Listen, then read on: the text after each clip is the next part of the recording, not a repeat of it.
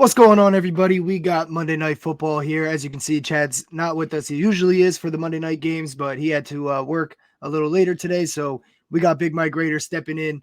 We didn't get a chance to talk to him last week with Thanksgiving and everything. You know, we were a little busy. We didn't get a chance to do the Raiders game, but good outcome for you guys. We were on the Seahawks on this show.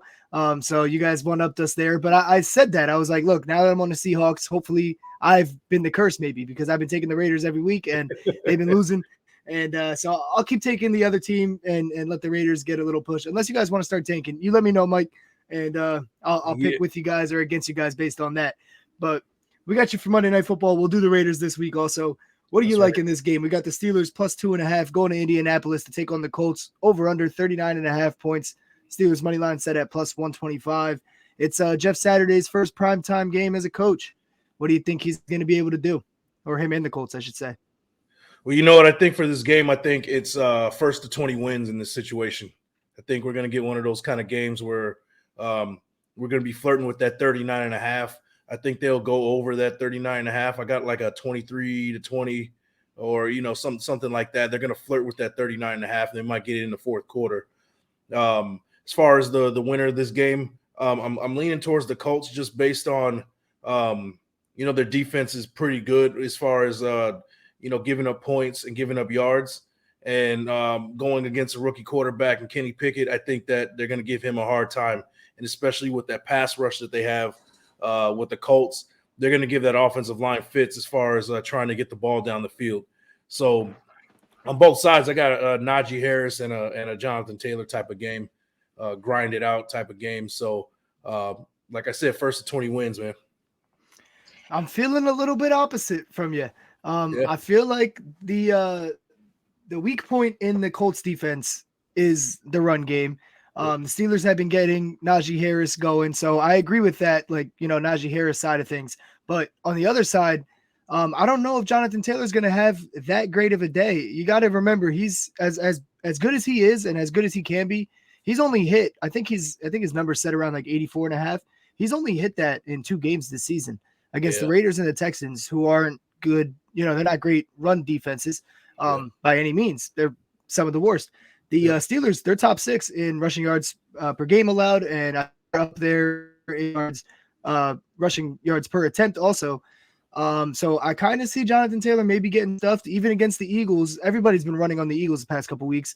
Even against the Eagles last week, he was only able to get 84 yards on 22 attempts. So that's like 3.5 per carry.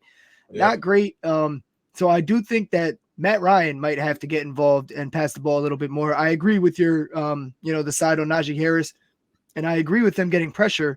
And that's why I'm going to be looking at Pat Freiermuth pretty heavily here. So these are 2 official plays here. I got a half unit on him to score the first touchdown at plus 1,400 on DraftKings, and I got a half unit for him to score an anytime touchdown plus 280 on DraftKings right now. So that's what I'm rolling with in this game as far as props go. Just, I want to get a Freiermuth touchdown here. The Colts have not been good against tight ends at all, and with everything you lined up about the defense getting pressure on Kenny Pickett, I think quick dump offs to Pat Freiermuth, especially in the red zone. He might try to go to his big tight end. He only has 1 touchdown so far this season, but he's one of Pickett's favorite targets, and he's probably due since he only has 1 so far. What do you think about that pick? Yeah, I like the pick. I do like him. I'm gonna play that Freiermuth first touchdown. I love that first touchdown pick. I had to ask the guru. You know what I mean? I had to. I like it. I gotta get back on the board. It's been a while since I've hit on one, so yeah, definitely. I'm gonna play that one today, and then I'm also gonna go on the other side with the Colts. I'm going with Jonathan Taylor. I mean, that's pretty much just status quo right there. And reliable. All reliable, and really nobody else. I wouldn't even put any thought into anybody else at the situation. How I think the Colts are going to win this game, however, I do think that pass rush and getting after Kenny Pickett is going to cause a lot of turnovers, or cause a turnover, or cause maybe even a couple in key situations, giving the Colts a short field. So Jonathan Taylor may not necessarily have a big game, but they have a short field and he can get downfield and score that touchdown. So that would be something to look at. Stack a anytime touchdown with Jonathan Taylor with some other good picks. I hear you, man. That I understand. Kenny Pickett, young quarterback, prime time, pressure on him, in general, and then also on the field. But yeah, I agree. But also on the other side, the Steelers, they can force turnovers also. Matt Ryan has not Absolutely. been taking care of the ball. This could be a game where both quarterbacks throw an interception, maybe even a fumble or something like that. So I am on the Steelers. I'm going to be on the Steelers money line too. We'll get to that in a second, but I just want to finish why I kind of think and put the numbers behind why I'm choosing Freiermuth here for a touchdown. The last 4 games, he's had 8 catches on 9 targets, 4 on 7 twice, 8 on 12 in last week's game. So he's getting a lot of opportunities. He's going to get a lot of opportunities here. The Colts have allowed 5 touchdowns to tight ends in 11 games. They're 22nd in red zone touchdown percentage allowed. So I'm looking for, if Najee Harris gets stuffed or something like that, maybe a little play action and getting it to the tight end there. So far this season, they've been allowing a lot of volume to tight ends in general. So I'm going to put Freiermuth yards in our same game parlay, which I'll get to in a second also. But tight ends versus Colts, week 1, OJ Howard, 2 catches, 38 yards, 2 touchdowns. Evan Ingram, 7 catches, 46 yards the next week. Travis Kelce, 4 catches, 58 yards, and a touchdown. Chigoziem Okonkwo, 3 catches, 38 yards, and a touchdown. Eric Saubert, 5 catches, 36 yards. Evan Ingram, again, 5 catches, 40 yards. Austin Hooper, 3 catches, 56 yards. Cameron Sims for the Commanders. It's not Logan Thomas, their number 1 guy. He was out that game. He had 1 catch, 21 yards. Not that impressive, but every other game is a lot. Hunter Henry, 4 catches, 50 yards. Jonnu Smith, 3 catches, 21 yards in the same game. Foster Moreau, we hit on this one a couple weeks ago. He had 3 catches for 43 yards and a touchdown. It really should have been 4 catches, 55 yards, and 2 touchdowns. That's If we're right. being honest here, because he did drop a touchdown on the last play there, or on the third down. The Eagles last week, they didn't have any production from their tight ends. They were also without their starter, Dallas Goedert, and they didn't really use any of the backups. But other than those two occasions against the Commanders and the Eagles, tight ends have been dominating them all season. It's one of Kenny Pickett's favorite targets. So I love Freiermuth in this situation. I got the Steelers money line. You gave out why you think the Colts are going to be able to win. I'm going to give my reasoning here. Like I started off the show with, it's Jeff Saturday's first primetime game as a head coach, and we got Mike Tomlin coming in. He's in danger of losing that streak of never having a losing season. So he's still playing for something. You know what I mean? He's still coaching for something, even if the team and the team will rally around that and rally around him. They obviously want to be able to get the wins. I don't think they're tanking or anything like that. Yep. I know the Colts are still in contention, so it probably means a little more to the Colts. But Mike Tomlin's been here before, man. Prime time as an underdog, and it's only a 2.5 point underdog. Like, it's not like they're expecting them to get blown out or anything, obviously. And this Colts defense, I mean, they're not good enough to blow anybody out anyway. So if you even want to just tease the spread and put them at like 3.5, I tease the spread up to 7.5 in the same game parlay, which you guys will see in a second. But I like them to win outright, and that's at plus 125 on DraftKings right now. So I'm going to put a unit on that as well. Those are my 2 units that I'm risking besides the same game parlay, which I'll also put a unit on. What do you think about that? I mean, you're confident in I know the Colts have been well, and they've rallied around Jeff Saturday. He definitely has them playing well. So I'm not trying to knock on him. I'm really not. But it's his first time there in this situation with this type of pressure on. They've been playing so well that now there's pressure to keep that going. And I just feel like the Colts might be due for a little regression in the competitive department.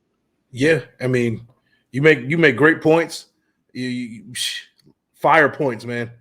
But as far as the Colts go, I think that for the same reason why the Steelers are gonna, they're the same reason basically you gave for the Steelers is the same reason why I'm going with the Colts, because they are rallying around Jeff Saturday. He just seems to be that very personable guy, the guy that these players kind of relate to and can kind of rally around and sell out for. So for that reason, I think that they're trying to still also make a playoff run, as long shot as that is. They're still in the playoffs, so in the playoff race. So yep, they are.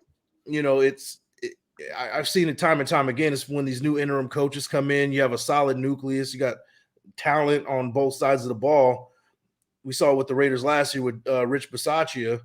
Mm-hmm. Jeff Saturday, can kind of put that spark to the team and pull off some things that a lot of guys might not, a lot of experts or a lot of guys like me and you would say, hey, this is they're not going to get it done.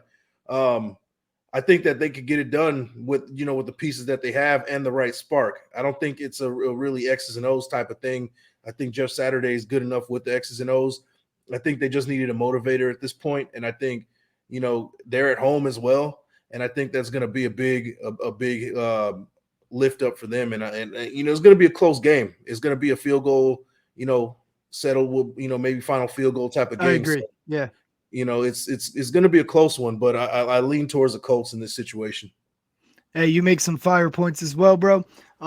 Yeah. So and I definitely agree with you. Like I'm not if I think that the Steelers are definitely going to win this and the Colts can't pull this off and the Colts can't have another good game under Jeff Saturday, I'd be throwing 5 units at the Steelers right now. You know what I mean? I'm playing a unit. I got the Steelers winning this one, but you make good points too. So it's good that we disagree though, because our viewers got to see both sides, hear both sides. So if they were kind of iffy on it, they pick their best argument and run with it. Hopefully you're correct if you pick it. Whichever one of us you tail. We can't be wrong now as a show. So that's the good part. Well, we could if they tie. Yeah, you're right. We've done that already before. So, last time, who was it? Was it Josh McDaniels that said somebody's got to win this game when they were about to play the Broncos, and then it went to overtime, and everybody's like, maybe they won't. Yeah, that happened last year too when we played the Chargers. It was like, you never know. Somebody's got to win the game, and almost went down. It almost actually happened to tie, like a last second field goal in overtime. So, it can happen. Hey, next time we got to pay attention to that. Next time one of the coaches comes out and says that, we got to bet for an overtime. You get good odds on betting overtime sometimes, depending on the game. So we got to pay attention to that next time. You got any other player props or any other bets or thoughts that you wanted to think of or mention that you're thinking of before I get into this same game parlay and then we'll get out of here? So, we did say that this is going to be a defensive type of game, first to 20 wins type of thing. If you wanted to stack, kind of a little bit on a parlay with some other stuff, like anytime touchdown, and then also interceptions from both quarterbacks. I like that from both. So if you wanted to, kind of put a little 3-leg parlay, anytime touchdown with Jonathan Taylor, and then the 2 quarterbacks throwing an interception, that might be something to look at as well. So, and if you're feeling adventurous, throwing a Freiermuth anytime touchdown, and to really beef up that parlay. So that'll be a juicy one right there. Yeah. But definitely, I agree with you. Like I said, I think that maybe even adding like Michael Pittman or something like that for receiving yards. The Steelers secondary has been getting torched. So if Jonathan Taylor is struggling to get a decent chunk of yards per play, I think they'll maybe get away from that and Taylor might end up with only like 15, 16 carries. That's not what they usually like to do if he's having success, but against this secondary that you can pass on, other teams have proven you can pass on. And it's not like Matt Ryan has been a bad quarterback this year. Interceptions, if you take out interceptions, if you're counting interceptions, he's probably a bad quarterback. You take that out though, he's been moving the ball downfield is my point. So maybe him for some yards or, I have that in the same game parlay. So I guess I'm kind of teasing to the parlay. So I might as well get into it right here. I got Paris Campbell for the anytime touchdown of this parlay. I like this because he's going to get a lot of chances in the quick game, I think, in this case. The Colts offensive line has not been great blocking for Matt Ryan. And I know the Steelers haven't been great getting to the quarterback so far this season, but they do have some studs up there that are capable of doing it. And especially against this O-line. So I definitely see some pressure and them getting Campbell involved early and often. Hopefully he gets a touchdown for us. He's had a couple on the season. One was, I think, 2-3 weeks ago. So I'm looking for them to go to him again. The Steelers are 30th in pass touchdown percentage allowed. So they allow 78.57% of touchdowns through the air. So I'm hoping Campbell is the recipient of that one for us. Then I got Matt Ryan, 200 yards. Like I was just saying, Steelers pass defense, that's their weakness. If they slow JT down a little bit, I'm looking for Ryan to drop back a lot, dish the ball out, and possibly, have a lot of success nickel and dime in this Steelers secondary who has not performed well this season.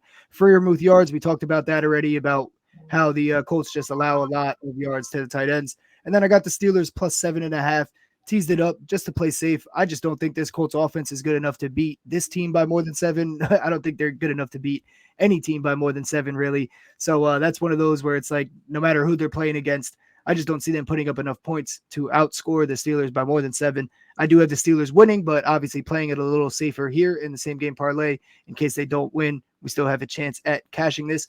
It's 4 legs plus 868. I'm putting a unit on it to win 8.68 units. And I love that parlay. I think that's going to cash out for us tonight. I like that one too. That's solid. That's a solid one right there. Looks lucrative. It's pretty much just relying on Paris Campbell getting the job done for us with a touchdown. Basically, yeah. If I see the Paris Campbell touchdown sometime in the first or second quarter, I don't see us sweating too much longer for this one. Obviously, we'll have to sweat out the Steelers the whole game till the end of the game, or maybe we'll know by the fourth quarter. But I think that's a fairly easy one once Campbell hits the touchdowns. Yeah, or the touchdown, not 2 touchdowns. If you want to do two touchdowns for him, that'll juice it up. But I do not recommend it.